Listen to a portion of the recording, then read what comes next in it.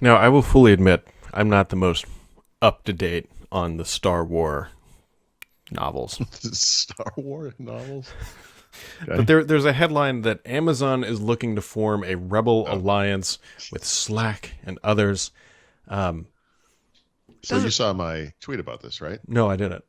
All right. So you can't be the Rebel Alliance if you're as big as and more evil than the Empire. Okay, thank you. Yep, that was kind of You're not the Alliance, and you're yes. not rebels.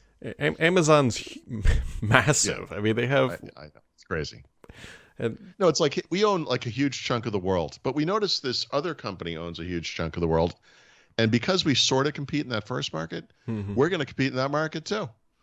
And it's like, okay, just yeah, have fun. Your productivity offerings have been so dramatically successful so far. I mean, Are you telling me the world has not adopted Chime? I don't think the world's ever even heard of Chime. I No. think you got to use the best tool for the job, right? And Yeah. Amazon doesn't factor into this conversation. So Yet. I don't. Yeah. yeah, sure. I mean, anything could happen. But I mean, they try to get into phones. Hmm. They make these pieces of crap tablets. They're I okay. I mean, I guess software services maybe is easier or something. I don't know. I don't know. Yeah, and it doesn't make it. Yeah. Um, I'm looking for like something like Office, but I want it to have Alexa compatibility. Do you make something like that? kill that. And I've already looked at Google, and I thought, you know what, their assistant's too good. I want Yeah, to go yeah. with one that's You're like, hey, Amazon's thing. Why don't you write my daughter's term paper for school? When you're done with that, there's a report I need for work in the morning. So I'm just gonna go drink some scotch and watch a movie. You know, just let Amazon do it for you. I don't know. yeah. Sounds like the start of a Isaac Asimov novel. I don't know. It's, it's a 50-cent name. Um, but it is Friday. Yeah, yeah, yeah.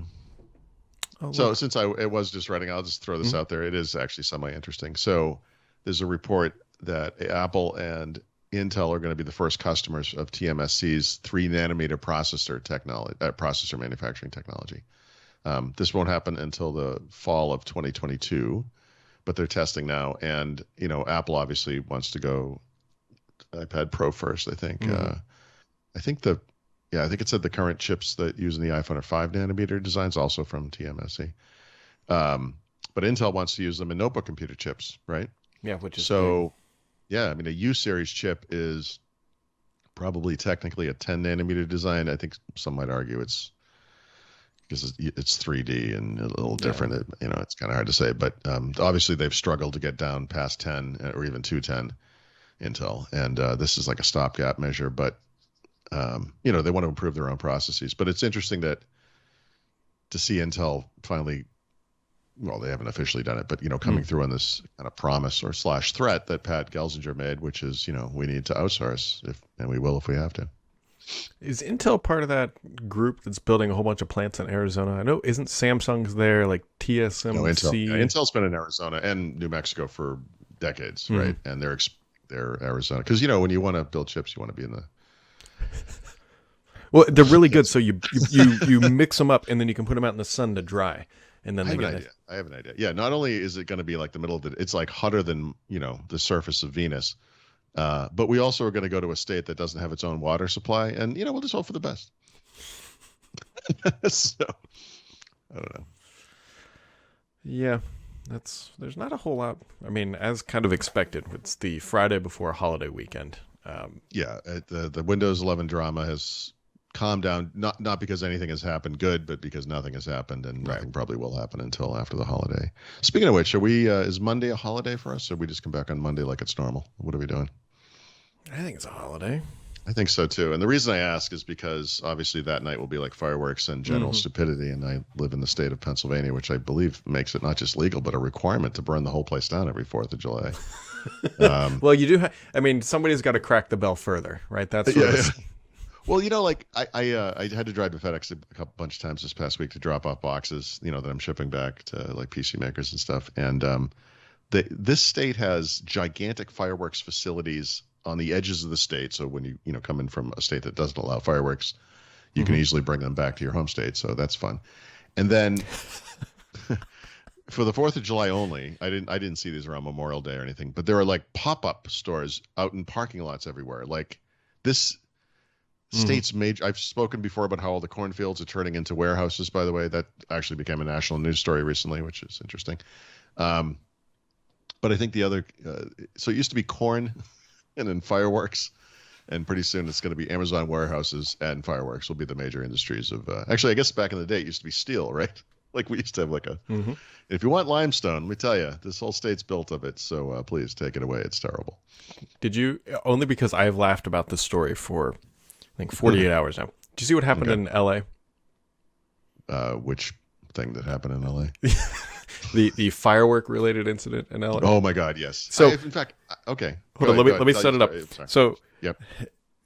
As the story goes, in LA, the LAPD found a bootleg firework building operation. You read into that whatever you want. I'm assuming it was fireworks, and so they brought out the bomb squad. It was literally fireworks. Yeah. So so they were making bootleg fireworks, which whatever, everybody's got their own.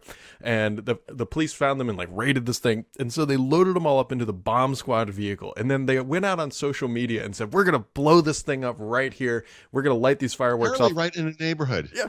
And right.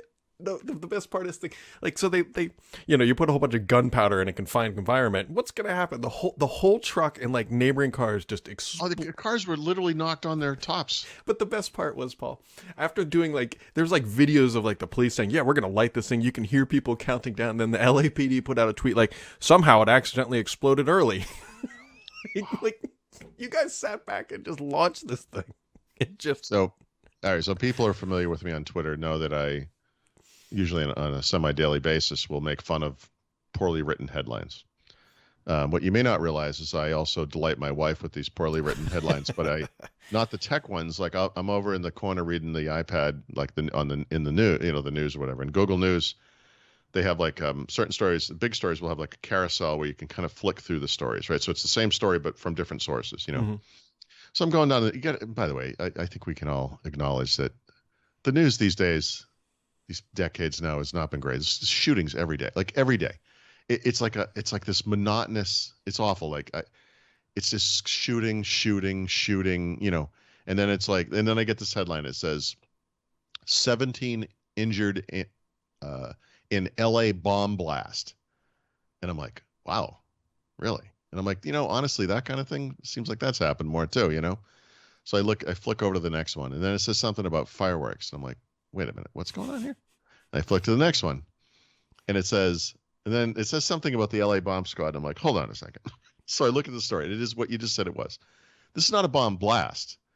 This was supposed to be a calculated detonation by bomb experts of fireworks that they seized, and they just blew it up in a neighborhood, or it just blew up. And he's not even in a neighborhood, not out in the middle of nowhere, right? They just like on a street, like the street like you and I live on. Like this, what's that big truck? And then boom, the whole thing. And then the aftermath is, by the way, we can make fun of this only because nobody died, I guess. Right. But, but this is a great example of horribly written headlines that did not explain the stupidity. It's like, LA County triggers fireworks explosion that injures 17, would have been like the accurate way to put it. It's like, you idiots. That's incredible. I highly recommend anybody go Google this because there's nothing left of the bomb squad vehicle. Like it's it's like somebody you probably do that out in the open in the desert. That's how you do that. Like you would have thought somebody like there's like a lot of gunpowder in there. Maybe that's going to be a big boom. This is the type of thing. Well, I'm not a bomb expert, right? I don't know anything about bombs or fireworks or guns or anything like that. And even I know you don't blow it up on a street. Yeah. I just common sense. Yeah.